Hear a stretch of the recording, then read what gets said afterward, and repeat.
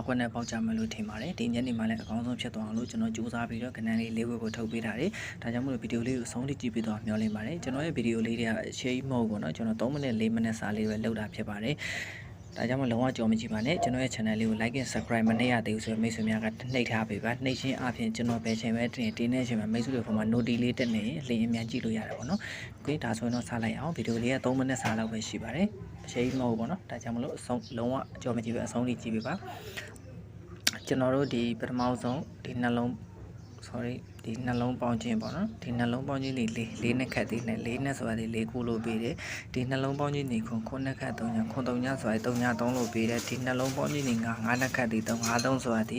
3ည3လို့ပေးတယ်ဒီနှလုံးပေါင်းခြင်းတွေ2နှစ်ခတ်သေး4 4ဆိုတာဒီသူ့ဆိုင်မပြတ်ဘူးဆိုဒီမှာ2 4လို့ပေးအောင်မယ်ပေါ့နော်2 4ဝမ်းချင်းလို့ပေးမယ်โอเคဒါဆိုရင်ကျွန်တော်နောက်ထပ်ဝမ်းချင်းတစ်ခုစိုက်ကိုသွားကြည့်ရအောင်ဒီထိပ်စီးရှစ်ဒီထိပ်စီးကိုနှလုံးပေါင်းခြင်းဒီခုနှစ်ခတ်ဒီ3ည3ညဆိုတာဒီ9လို့ပေးတယ်ထိပ်စီးနဲ့ထိပ်စီးကိုနှလုံးပေါင်းခြင်းတွေကို9နှစ်ခတ်ဒီ6 6ဆိုတာဒီ4လို့ပေးတယ်ဒီထိပ်စီး3ဒီထိပ်စီး4နှလုံးပေါင်းခြင်းတွေခုနှစ်ခတ်ဒီ3ည3ညစေ3ည3လို့ပေးတယ်ဒီထိပ်စီး3ဒီထိပ်စီး3ည3နဲ့3ညနဲ့ပေါင်းလိုက်တော့3နဲ့ခတ်တင်က9 3ဆိုရင်3ည3လို့ပြီးတယ်ဒီထိပ်စီး9ဒီထိပ်စီး3ညနှလုံးပေါင်းခြင်းတွေ9ရဲ့နှစ်ခတ်ဒီ3ပေါ့နော်9 3ဝန်းချင်းဆိုရင်သူ့ဆိုင်မပြတ်ဘူးဆိုရင်ဒီမှာ9 3ဝန်းချင်းလို့ပြီးမှာပေါ့နော်ဒါဆိုရင်ကျွန်တော်တို့ခုနရခဲ့တာဒီကျွန်တော်တို့က4နှစ်ဝန်းချင်းရတယ်အခုရခဲ့တာဒီ9 3ပေါ့နော်ဒီဘေးပတ်ဝန်းကျင်အတန်လေးစုနေတာကိုနည်းနည်းလေးသိခံပေးပါဗျလူအများနဲ့နေရတာမဟုတ်လို့ပေါ့နော်ဒါဘေးအိမ်နေလည်းရှိတော့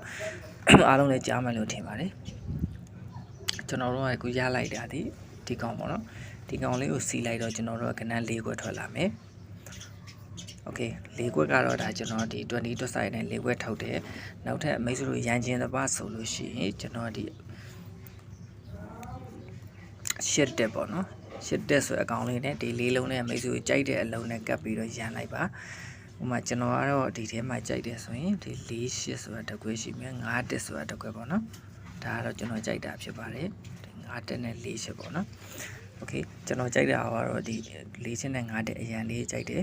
မင်းကတော့4ခွက်ပေါ့နော်အရန်ကစားရင်လည်းကစားမိတ်ဆွေတို့သဘောပေါ့နော်